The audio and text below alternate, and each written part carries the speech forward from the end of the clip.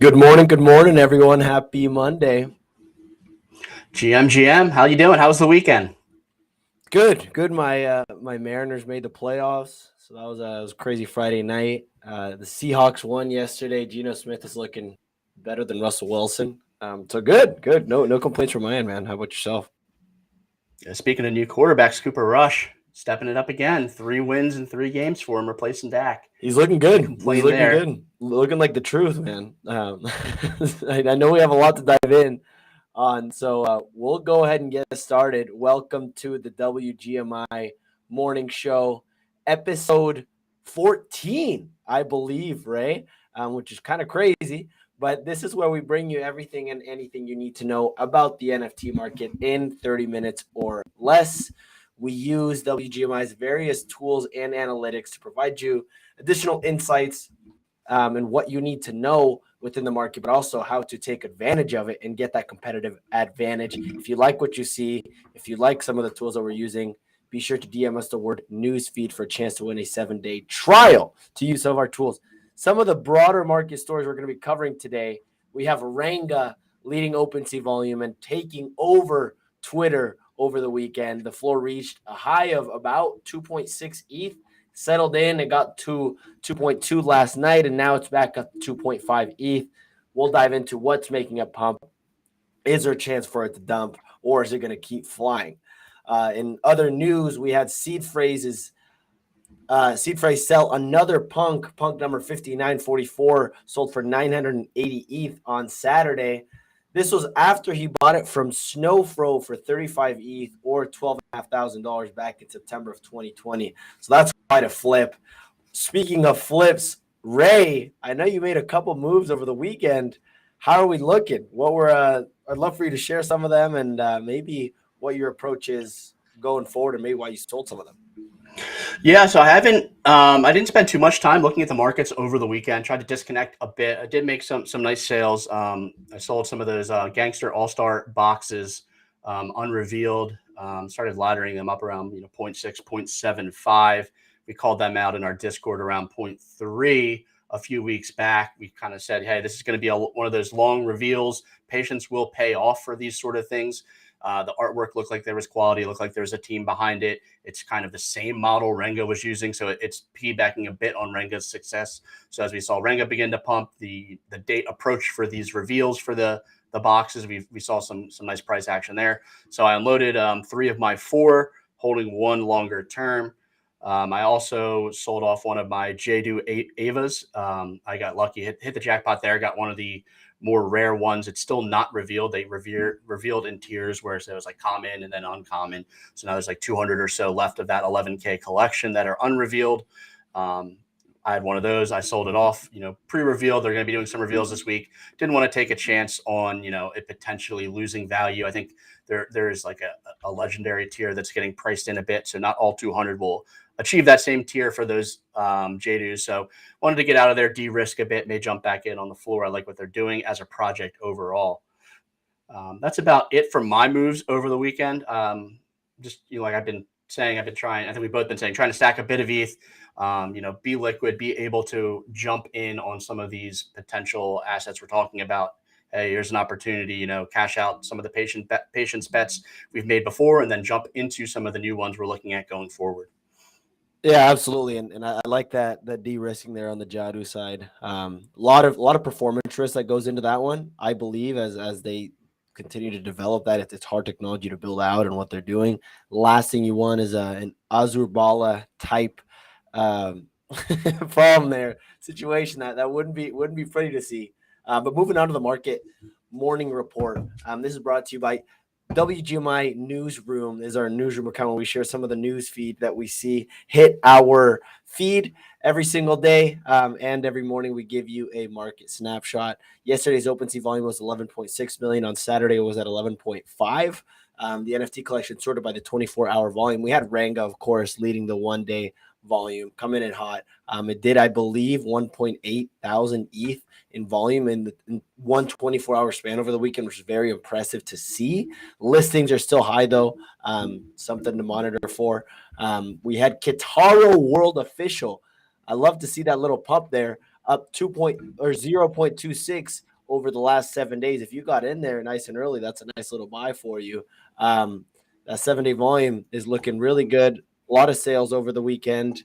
And then Ray's Gangster All-Star Evolution coming in at number 3 with 250 ETH in volume. We have other deed, and then we have the QQL Mint Pass settling down a little bit. They minted out at 14 ETH. They saw a high of, I believe, 22 to 23 ETH.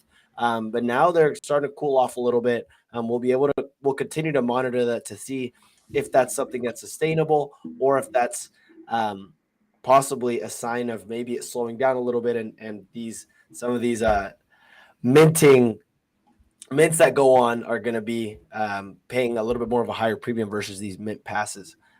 Ray, any big takeaways over the weekend for you, or anything stick out to you as you look at this chart here, or these different? Yeah, I mean, I definitely seen some chatter about Kitaro World. I haven't jumped into it myself. Saw some nice price action there. I think I took a peek when I heard about it at 0.14. Didn't have time to look into it as much. It's ran up to 0.25 now. It's nice to see that, OpenSea volume over the weekend surpassing $10 million for both days is very bullish. I mean, we did have that large punk sale, which buoyed that a bit. But in terms of, the weekend volume, that's solid weekend volume. If we can see that trend of uptick volume continue throughout the week, we could see, 15 million one of these days. And maybe like some of these large sales are the beginning of a catalyst into the next bull market. Always temper expectations, but, always be ready, always be nimble. I think that's why it's smart to have a good amount of your stack in ETH right now to be able to jump in if things really start taking off market wide. Absolutely. And I'm looking at Azuki here also. That's it seems like things are stabilizing a little bit, and you're seeing some of these uptrends in various collections, which is definitely encouraging to see, especially over the weekend. Obviously, a lot of that volume was created by what Renga's doing, but overall, when you don't have any of these necessarily these big mints going on, and it still trending up in the higher volume, definitely encouraging to see. Ray, I know we have a lot of news to cover today, so I'll hand it off to you. As we the weekends are typically a bit on the busier side, so I'll let you take it from here. Yeah, sounds good. We do have a jam-packed day in terms of news. I'll be flying through this. If you need any more details, do not hesitate to check out our news feed. If you want access to this, and you may just kind of want trial access, want to see what it's about, we are selecting a winner every day. If you DM us the word newsfeed, we're providing one winner, access to all of our tools for 7 days. You can also mint our pass right now. The all access pass provides all of the features that you see here today: portfolio, valuation, charts, custom graphs, data, project explorer pages, newsfeed, all of these news updates filtered not only by your portfolio, but you can see all of the news we cover as well. Step up your level of alpha. Don't spend all that time grinding through the Discords. We're doing that for you, and we're providing you the best of the best news at WGMI.io. Getting into the news today, we have another mint list opportunity for Zen Academy holders. We've been updating you on these. I feel like almost one a day. Always enter in them for the opportunities. We have news coming in from Quantum Key. They're releasing Quantum Studio. They've pivoted a bit from their artwork curation model to a studio model where artists can, select different options for contracts, jump in without that extra curation. Providing a platform for more photographers to jump in and sell their collections. I actually collected an artwork from a piece from somebody on light.art. I'm not sure if anyone's familiar with that. It was a drop a month or so back, a photography platform. And the artist actually reached out to me. We were chatting a bit, and she was wondering, like, hey, like, how do I sell more of my NFTs? I was like, oh, contact Quantum. And she's like, oh, yeah, I did. But they're pivoting a bit from curation. And now we finally see that official announcement here. So interesting to see for the quantum side of things. I'm sure we keep saying it, but I don't think that in terms of a ratio that photography NFTs are seeing the same level of success as generative art. So it could just be a matter of time, or it could be something that continues to bear out, but something worth keeping an eye on for sure. We have news from LooksRare. They are only offering their listing rewards for verified collections. So verified collections have a number of criteria. You can see that on the document we link here. You can't farm LooksRare rewards on unverified collections anymore. We had an update from Kith Friends, an Invisible Friends partner. They're partnering with BMW. There's a collection where they can access for 48 hours. We have all the details there, as well as a link to where you can get more information as well if you're holding those Kith Friend NFTs. We're diving in a bit now to our weekly summary. So every week we have our curators for our dedicated ecosystems provide updates on data as well as news. So Matoshi provided an update for World of Women. We can see the stats here for the World of Women and the Galaxy, volume, number of sales, etc., as well as different updates that occurred over the past week. We saw that the capacitor transformations for season 1 that ended on Friday. There was a couple others, other community news you can read a bit further here. We have a similar update from JKB. It's been a quiet week or two on the CloneX front as they pushed their monolith quest into October, and they've been hinting a bit about clones being useful and hinting to hang on to your clones. People are terming the phrase Clonetober. So we'll see, how that volume shifts between monoliths and clones. We're looking at, 113 ETH on the week of volume for the monolith 2s, which the quest is coming up for. And we saw 990 ETH on the CloneX front. So we are seeing a good amount of volume in CloneX as opposed to those monoliths ahead of that hint / tease of additional news. We also have our summary from Owen Gojo, our Azuki curator. He's been fire lately with some of the calls. It was a bit quiet week in terms of Azuki, in terms of what's been announced. And I love to see that because I want to jump in beans as this continues to be quiet. I want to see this continue to not pull that attention from, that previous VC raise, that previous key date. And I want to jump in beans. I think we're looking at 0.8 right now. Maybe 0.6. If we can get down there, maybe I think that's going to be my entry into the beans. Some minor news here. We saw Azuki delisted on Friday for a period of time. It was quickly sorted out. We saw a similar delisting happen with the Bored Apes a bit back. We had some news from Pixel Vault. They held a space where they talked a bit about the game. They released some videos on Twitter. We break down all of the news from those videos here. You can access our news feed to see more information on their Auto Battler game and how all of the different assets, take part in that game. We talked about it before, but it was Punk 5944 sold for 980 ETH. Another seed phrase special, should we call it? He has to be celebrating over there right now. We did see Snowfro sell that, so this has a nice little lineage to it. It looks like it was transferred to Snowfro, not even sold in April of 2019. Originally claimed by this address. Be interesting to see what this address did and how they've treated these, if they've given them away to other people to try to get them involved back in 2019 before they had any value or what. Something I'll dive into and take a look at. But nice zombie, pretty clean. Congrats to Snowfro, or sorry, Seed Phrase, and congrats to the Vire. One of the things to watch out for, Ray, there, just briefly jumping in, is last Friday, when Seed Phrase, 2 days after Seed Phrase sold that big, the Punk sale for 3,300 ETH, he went on a massive sweep, bought 8 doodles, 51 Wolf Game lands, 58 creeps, 46 Rug Radio Genesis NFTs, and 50 party degens for about 180 ETH. He called it Sweeptember. So we're going to see, one of the things I'm going to watch out for is, hey, does Sweeptober come into the play here?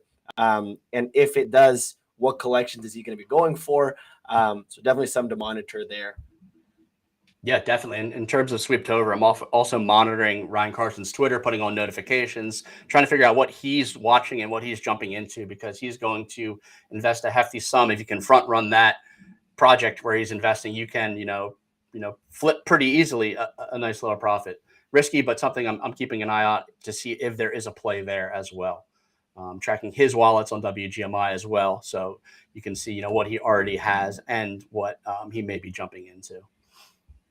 Moving forward on the World Wide Web, they released a teaser video on Twitter and announced that there would be more information on October 8th. The battle for World Wide Web begins. So maybe we do have an initial release here of an actual game or a game with rewards, something to keep an eye out for, and something we'll keep you updated on over at our newsfeed.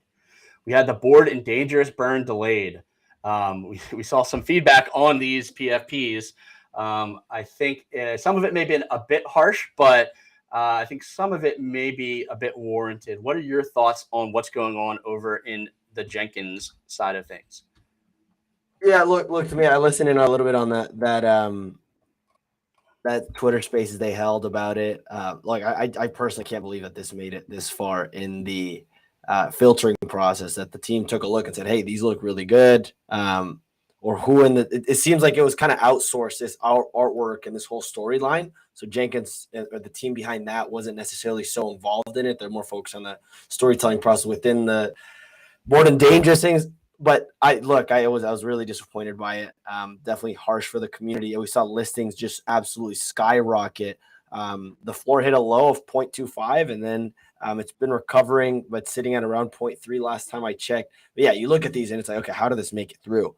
The team responded well. They said, "Hey, we see what you guys are saying. This has been a horrible mistake. No one's going to burn a book to get one of these, and we're going to keep going further to see where we go from here." But this is likely going to delay a lot of their storytelling and a lot of what their deliverables were in place. They kind of talked about, hey, do we restart the art completely and start from zero? That's going to take us longer. Do we kind of adapt what the current art is and go from there? But definitely not great to see, and must be tough for a lot of the holders in that ecosystem that we're really excited for this. Yeah, for sure. I think it suffers a bit. I think it looks a little too human to make you uncomfortable. And I just think the quality overall just isn't passing muster for what Jenkins is. Right. And I think when you thought of Jenkins before, it was, hey, like these are quality storytellers releasing quality projects. And I think that just a little bit more attention to detail for these would have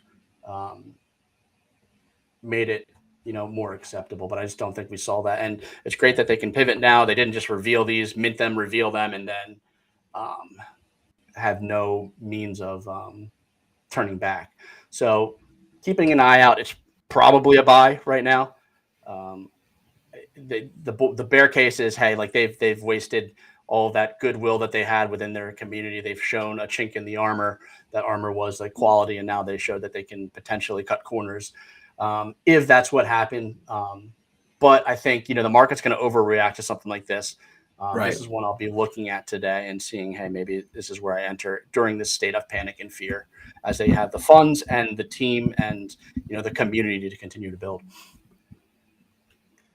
Moving on, we have an Art Blocks factory drop today. Won't go into too much detail. We have all of the links provided there on the newsfeed.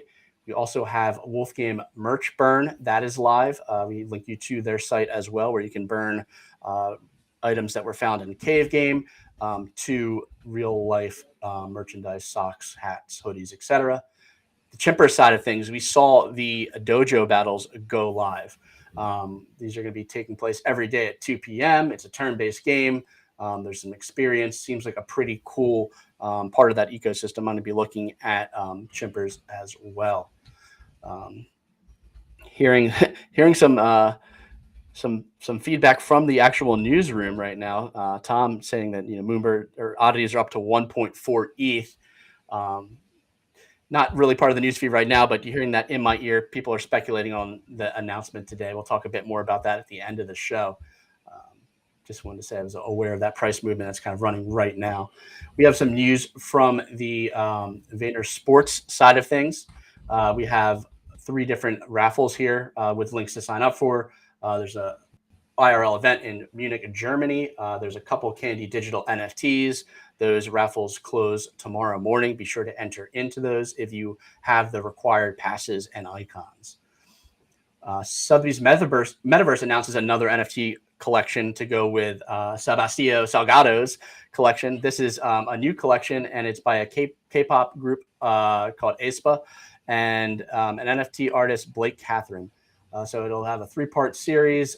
We have some different information here on what it entails and what the utility is, as well as some links to the different artists involved. So it seems like Sotheby's is trying to really jump into the launch platform role in the NFT space, maybe curating some of these Web2 personalities, artists, etc., to release through a trusted platform. I'll be interested to see how these all hold up and if they can maintain that level of trust and clout that Sotheby's does have. Moving on, we have some news from Kingship. There's going to be a card check-in, an airdrop, and a floating Villa NFT claim. There's a snapshot on the 7th. To be honest, this is all gibberish to me. I don't hold a Kingship, but if I did, I would be alerted of this information as well as a link to the source. So Kingship holders, make sure you take the required action. We see that there are going to be 3 free airdrops and multiple new quests for Digidaigaku holders.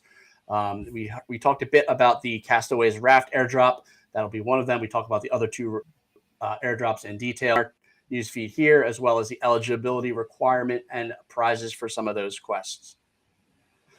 The WoW Gala is going to be in Art Basel, so it sounds like they're hosting a very hyped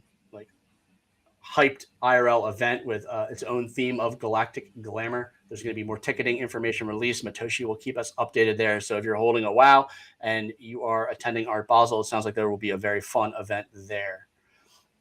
On Saturday, we saw some action with Knights of Degen. They had McNasty Sports in their Discord giving tips for gambling on college football. If you're somebody who enjoys gambling college football, they always bring in these big handicappers on the weekends. You can get some advice there. Jump in, check it out for sure. We saw Pudgy Penguins and Non-Fungible Films announce a short film. If you think that your penguin could potentially star in it, there's a casting form here. I'm guessing this is in addition to that little trailer teaser they did before with the igloo we showed you last week. Cyberkongs are in the Littles arcade. I jumped in. I checked out this game. It is impossible. I played for 5 minutes, got frustrated, and stopped. But you can play this game on the Littles arcade with a Cyberkongs avatar. You can win potential prizes. You can win bananas. You can do all kinds of different things inside that arcade. It looks cool. Recommend checking it out. If you have more patience than me trying to score well in these games, for sure. There was one news event in here I might have missed or jumped over in terms of World of Women. Let me scroll up. You can, with our newsfeed, you can filter by project as well. So instead of seeing all of the news, you can see the news for each individual project as well and filter that via the tags you want. Yes, here it is right here. So the WoW Museum was released in the sandbox. This was pretty cool. It was one of the first times I jumped into Sandbox, and there were actually other people in there like going through this museum. I did that this morning when I was like prepping for the show. I was like, oh, what's this news article? Let me jump in and check it out. And I was able to jump in. They have all this artwork on display. You do like some quests. It shows you that it at least shows me that they've been building and developing the base mechanic systems that are required for a metaverse. You have questing systems, you have rewards, you have interaction with all these NFTs. So like it checked off all those boxes. It was kind of my routine, jump into Sandbox, see what they've been building, see how they've been growing. And, I was pretty impressed with it. I mean, it was a good experience. There weren't any issues or bugs, and everything worked and flowed really nicely. And it did a good job of integrating, people being in a space, NFTs, and sort of rewards as you complete these quests. So something I wanted to bring up for sure on the show this morning. And that wraps it up for the news feed there, Clemente.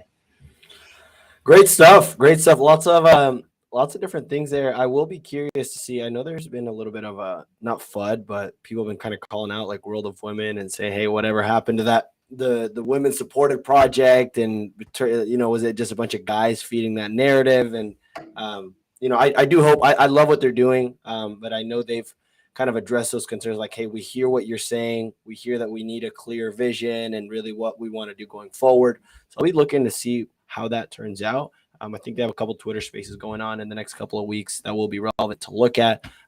As far as the dashboard, Ray, there's really only two things to look at here. First, when you jump in to Moonbirds or Moonbird oddities, it's going and looking back at the history. I was going on WGMI. I was like, hey, what's going on here? And it seems like it's pretty much one person just going crazy with the buys recently. I was looking at them last night, and I was like, hey, at one point they were at 1.2 last night, and they were looking really nice. When you look at the listings, when you look at how that spreads out over time, I was really excited for what they were doing.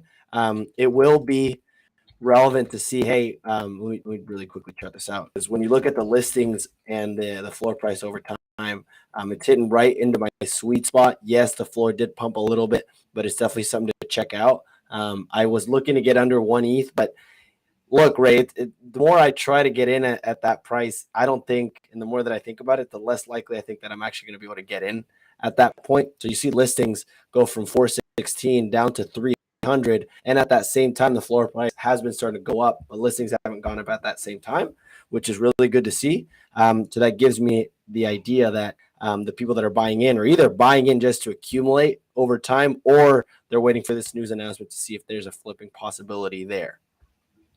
Yeah, I'm going to wait out this announcement. I don't think it's bullish overall for Moonbirds. I think people are buying oddities, speculating that it's bullish overall for Moonbirds. And then by second nature effect, oddities pump in proportion. I think it's going to be nice to see what happens with the CCO. That's what the speculation. It's going to be like a CCO announcement, how the Moonbirds DAO is going to be created, how it's going to vote, maybe some of that information leaked. But I don't think that's going to move the needle. So I think any of this speculation, we're going to see that price drive up, and then we're going to see that listing tomorrow morning. We'll look at that, and we'll see that listing be back up around 400, capitalizing on that increased price point. So I've been hoping would keep quiet for a bit. We've been talking about this, a number of times now. We're like, all right, we're almost there. 1 ETH. If we can get to 1 ETH, we're going to jump in. Just very close. Got close to touching it a few times over the last month. But I think this is a good patience play. I think it's basically a key to a Moonbird Mythic at this point. You can burn it for a Moonbird Mythic based on all of the, given data. It's going to guarantee you one of those. So, a good entry point into that. We don't know exactly what they are, but, I'd speculate they're worth a bit more than 1 ETH at this point. So monitoring, I'm not going to buy this pump. I'm hoping that we do find another dip and, a bit more time to jump in at that lower price point. The other thing to consider is Renga is up, and it seems like it's pumping again. Looking at the 1 hour volume, they're doing 42 ETH in the last hour. So they are still keeping up. They did, I think, when you calculate that out, it's about 20 sales over the last hour or so. So they're still moving, right? They seem to still be bringing this up. I'd love to hear your perspective on maybe what you think is actually causing this. I have a couple thoughts that I'll share later on after you, but I'm curious, like, what you think really is driving this now. And I mean, I can't log on to Twitter without seeing someone pumping their Renga bags. Yeah, I think there's a number of factors. I think that a lot of people are like really closely comparing it to Azuki and Doodles in terms of price movement over time, where we saw these kind of incremental, like 1 step back, 2 steps forward until they eventually exploded.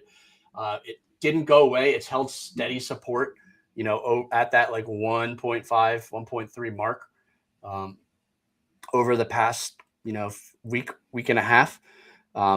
Definitely bullish there. Then you saw, the listings begin to drop. We kind of called this out a bit last week. On the 28th, we peaked in listings when we had our show on Friday.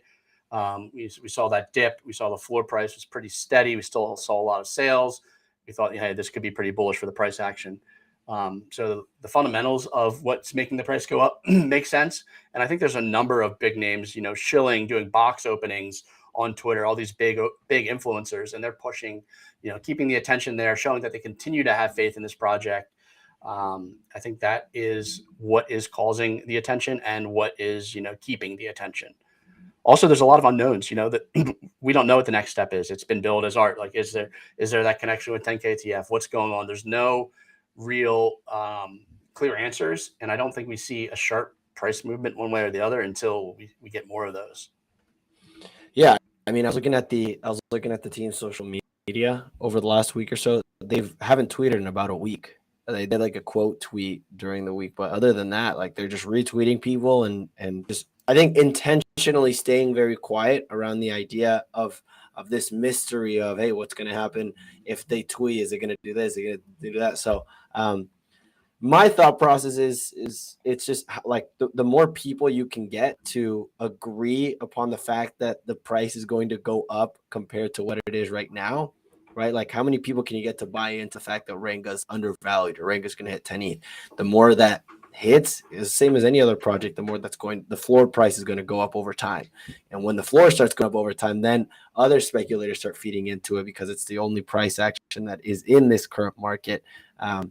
Overall, though, I don't see other than the art that's pretty cool. Like I don't necessarily see something that sticks out to me. It's like, hey, like this is it from a unique, like in this market, I'm looking, especially with so many projects that are beaten down, I look for someone that's doing something new, someone that's bringing something innovative, using this NFT technology to the table, or maybe like a different business model. I don't see any of that necessarily with Renga.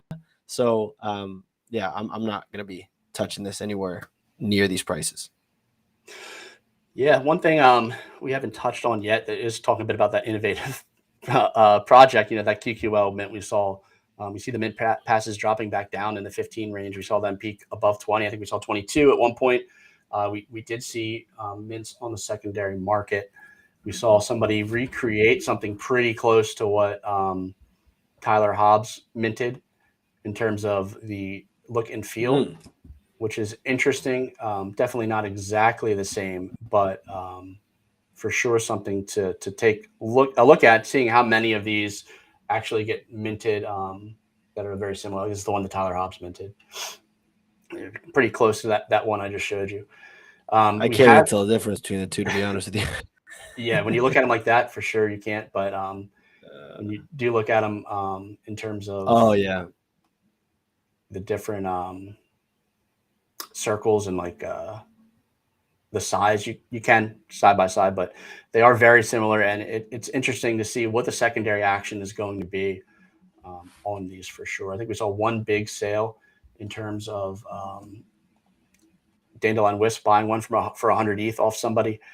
I didn't see any other sales. It looks like someone took an offer at 10 ETH, which is crazy that someone would have minted it, and then went ahead and minted another one and then took an offer on it. So I don't know what the thought process exactly is there, but something I'm watching out for sure. The outputs are great, though. I think that there's a lot of variety. You can tell that they're all part of that same project. There's some unique features you see in some that you don't see in others. We'll definitely keep an eye on this, as this will be generating some volume on the Mint Pass side. And like something like this just looks like a music note sheet to me, like which is like cool and a lot different than any of the other we saw. So keeping an eye on QQL, watching the outputs, see how many people are minting, see how many people are trading Mint Passes, and seeing what the minted projects are selling for is going to be an interesting thing to check in on maybe once a week as this project progresses. Absolutely. One of the things I wanted to share briefly as far as Clone X goes. So there's been a whale that had about 45 clones. Over the last week and a half, they've been dumping them like pretty heavily. All of their artifact ecosystem things. They just for some context here, Ray, they booked over the last week. I was tracking them using WGMI's history, and they sold this guy for 63 ETH. They bought it for about 200 plus ETH. They booked a $700,000 USD loss. And over all of the Clone X's that they've sold, all the rest have been pretty much just floor clones. They've booked a total loss of $1.5 million over the last week, which is tough to see. They have 15 clones left last time I checked, and if they sell all those, it'll be about a $200,000 to $300,000 additional loss. So that might be something to look at if you are looking at Clone X, being able to buy at a discount. That maybe once this whale unloads all of them, you could see some more price action once that selling pressure kind of goes away. Yeah, definitely interesting to see that. I wonder how the taxes play out on cost basis for minted clones as well. I'm sure we'll see some capital gains tax as that goes to long term, we may see some people try to unload some of their clones. But I don't know what the tax law is specifically on. Like, is it when you minted your clone from the vial or when you paid money for the mint vial itself? Unfortunately, with this individual, they bought at a pretty high price. So they bought like pretty much near the top around then, which is tough to see. They still have a while. Like looking at the price of ETH and the price that they were buying at, I was in disbelief. So I would love to hear what's going through their head as far as it's time to sell. It's time to take this big loss. Yeah, for sure. And then when you have that whale, it's unloading that many onto the marketplace. When that supply ends up running out, you could see a bit of a run as demand continues and the supply does shrink a bit. Absolutely. Well, Ray, look, that's all I have for today.